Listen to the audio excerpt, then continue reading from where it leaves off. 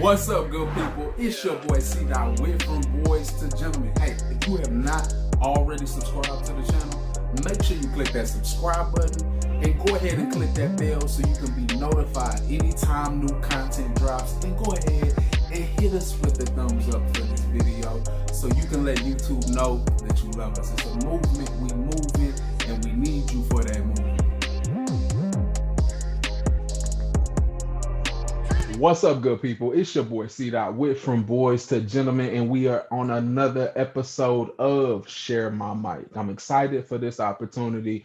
Had the opportunity to connect with this young lady over social media and some of the events that we've had happen over the past couple of days. And one thing that's extremely important to me with Share My Mic is making sure that people are being heard. And it's very important to me that we understand the power in making sure that we listen. We quick to talk. We toss that information out there and we're going to put down our point. But I really wanted to share my platform at this time to make sure that we're having a strong dialogue that could be out there for people to witness and to see, and make sure that we have that opportunity to understand unity doesn't mean that we always agree. Sometimes it means that we have to disagree in order to learn and move forward. So with that being said, I have a guest on, Miss Jade Hancox. I said your name right? Yes. Bet. I hate mispronouncing people's names. So had the opportunity to connect with Miss Jade Hancox. And I really appreciate you coming on the platform to just discuss some of these issues and things that we kind of talked about. Well, no further ado, go ahead and introduce yourself to the platform. Tell me a little bit about Jade. Thank you for having me on. My name's Jade. I am, sorry, I'm actually an epileptic ESL tutor. I actually tutor in violin as well. I'm an English and global studies major on medical leave because of epilepsy. So this is actually, it hits really close to home because of the violin, because a black man playing violin hit my heart. Got 9 brothers. I'm the youngest of 9 kids. I got 2 brothers, lots of nieces and nephews that live in Colorado, and that just it hurt. But and just to be clear, so people know what you're referring to, you're referring to the Elijah McClain. Yes, the passing of Elijah McClain. Okay. Yes. Yeah. Everybody wasn't privy to it. I just want to make sure they understood. Oh yeah, I'm sorry. No, you fine. Go ahead. I jump around real bad. So Elijah McClain passed at 23 years old. On August, he was apprehended on August 24th. He was brain dead, and then he actually died on the 30th.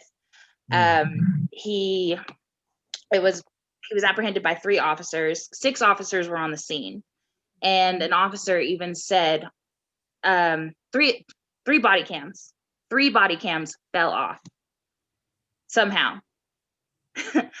His hands were behind his back. He was on the ground, and they still had him in a corroded hold with knee to the neck. This is a small man, right? He passed out at some point. They said he was reaching for the gun. And then they hit him with ketamine when the paramedics showed up. All 3 of those officers were not convicted and said that they didn't have any form of criminal activity. No criminal activity.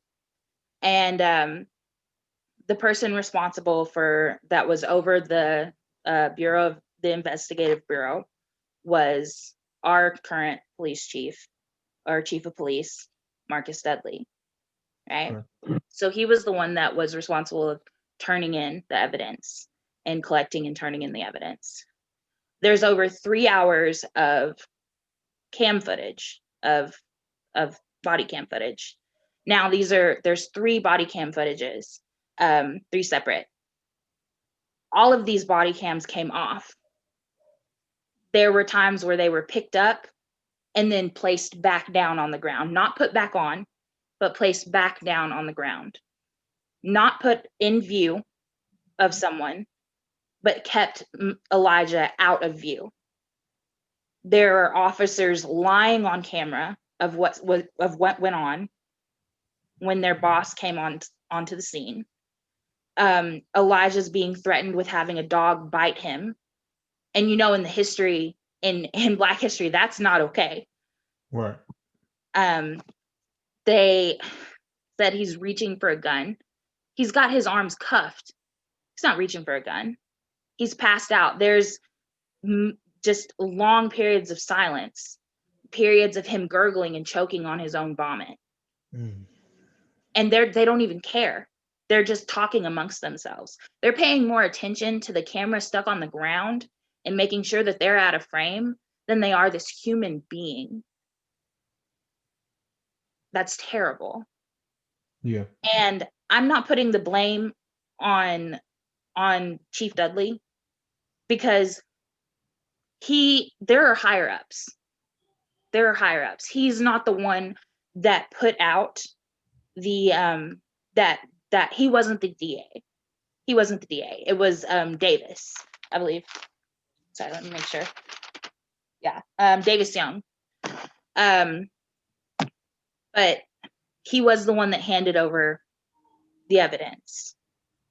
And even within the first 20 minutes of video on one of the cams, there was enough evidence to convict them of at least negligence.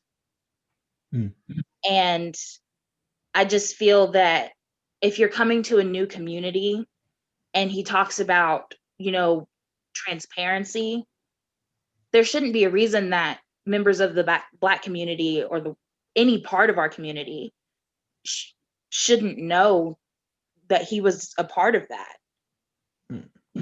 And I feel like we should be able to trust him. And I do appreciate one of his quotes that was on K-Texas, because they said that, I keep saying, sorry, that we had low morale with APD, which we do. There's low morale with all police departments right now, especially due to the we found out blue lives don't always matter. Yeah, blue lives matter. You can take your uniform off. You cannot take your skin off. That is not an option. Blue is not alive. It's life. It's a uniform. It is. I mean, it's a life, and it matters, but it's not your skin. You can't take that off at the end of the day. People, you can go to the grocery store and people don't know you're an officer. You can go to the grocery store and people are going to know you're Black. Like, but he did say he wanted to come in and be silent and listen.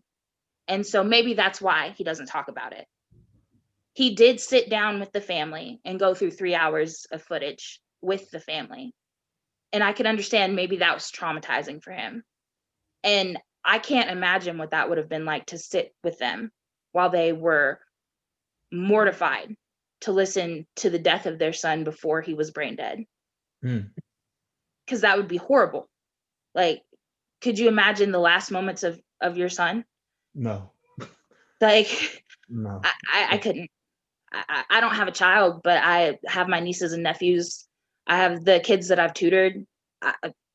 Even them, I couldn't do it. I love them with my whole life. I'd trade my life to keep them safe.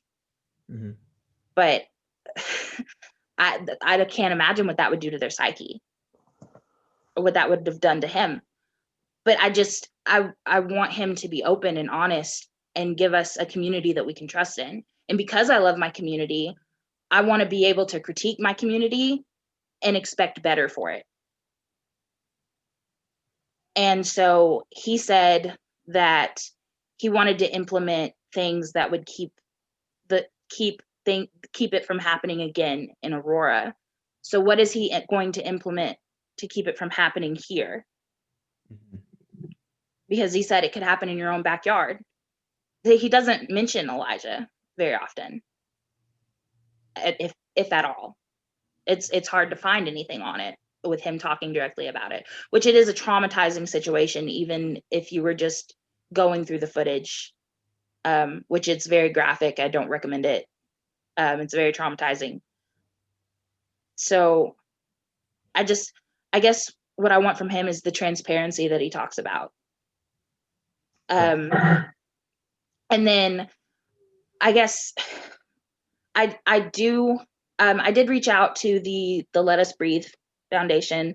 They got back to me. We're supposed to have a conversation about what they are and what they do. From what I understand, it's a community program, which is great. We always need more of those. That's amazing. My issue with that was it just felt kind of insulting to his family and the community to not have answers and him be on a stage with a program that had that name and his last words be, "I just can't breathe." Mm. It just, it didn't feel right. And I know I don't have the whole story, only he does. And until he is open, and maybe that will take time and therapy, maybe that will take who knows what, but I just would like for him to be able to be open with us as a community, because until, I know he came here wanting a fresh start, but it takes being open with your community and us starting fresh together Mm-hmm. to get a fresh start, because you can't just bury that. Absolutely. So I do want to make sure that we're being very precise. Because I don't, again, I hate when people's words are mixed up. Um, you're not attacking the police chief. You're No, not attacking Let Us Breathe. You are simply expressing that, hey, it can offer the appearance of some insensitivity with that being such a cloudy experience, like not knowing the full details, not having that transparency. Because of what I've already seen in many cases, is when people make statements like this, there is, well, I want to acknowledge you because you said, hey, I don't know everything behind it. Just offering that consideration shows a lot of maturity. So I do appreciate that. But I feel like if we're going to start holding people accountable, it has to be a process. It has to be some patience. Um, in a lot of places. But at the same time, there has to be pressure. There has to be yes, open dialogue. We got to talk about things that are uncomfortable and say, here's what it is. So I really appreciate you expressing that because I don't want you to be just tossed into a category. I'm going to say her name. I don't want this to be another, I'm not going to say her name. I take it back. Whoever the lady was that was running for mayor and got spanked by Anthony Williams, I'm not even yeah, going to say her name. deservedly. Um, we don't want this message to be associated with some of the foolishness that she put out to just to Yes, try to stoke some flames. You are a young lady that very well articulated your concern for the optics, not just for the family, but for the community. And I think that's extremely valid. I think that's extremely important that we address that. So I really appreciate you being willing to express that. And hopefully that's something that we can really continue to work on. Like I said, there's, even when we had our own personal conversation and we were talking about Elijah McClain, it really hurt me to have so many names that I had to sift through. Like, man, is it, wait, was this Freddie? Wait, there was that.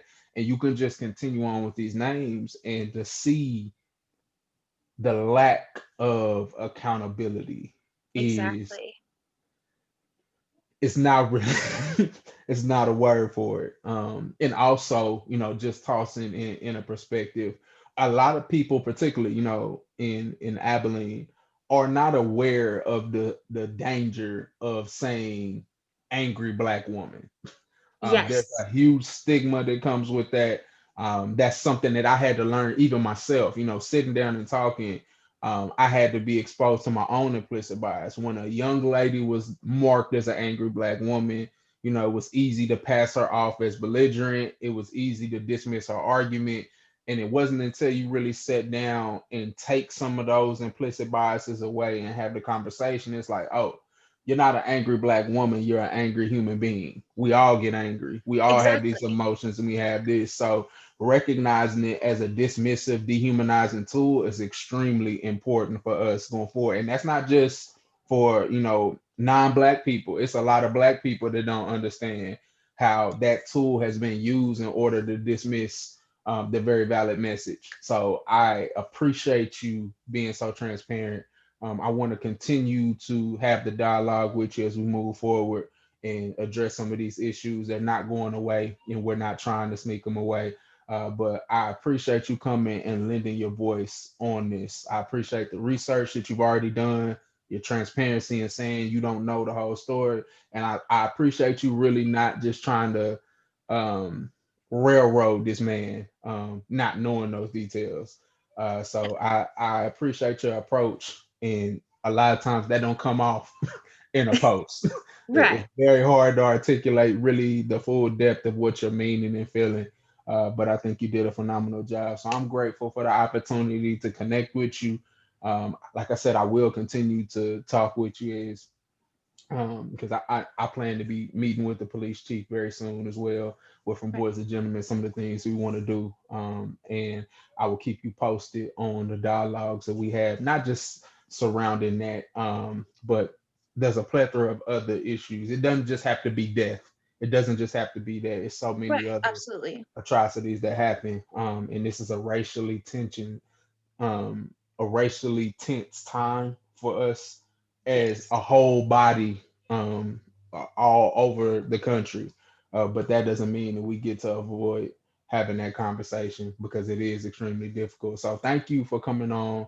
Thank you for that. Did you have any closing thoughts that you wanted to offer? And anything that you want to correct from what I said, because I don't want to misrepresent you Oh, in. no. I appreciate you having me on and listening, and I appreciate your point of view, and I appreciate your time, really and truly. Awesome. Thank you so much. Well, this was Miss Jade. Thank you so much for coming on. I'm gonna be taking the mic back. Like I said, this won't be the only conversation we have, but I think this will be extremely helpful for a conversation starter to make sure the focuses are there and your words won't be misconstrued. It's just somebody trying to tear down another black man. Oh no, So we I build appreciate you. each other up. Hey, that's what we do. So you have an amazing day. Thank you for being a part of it, and you take care. All right. Thank you.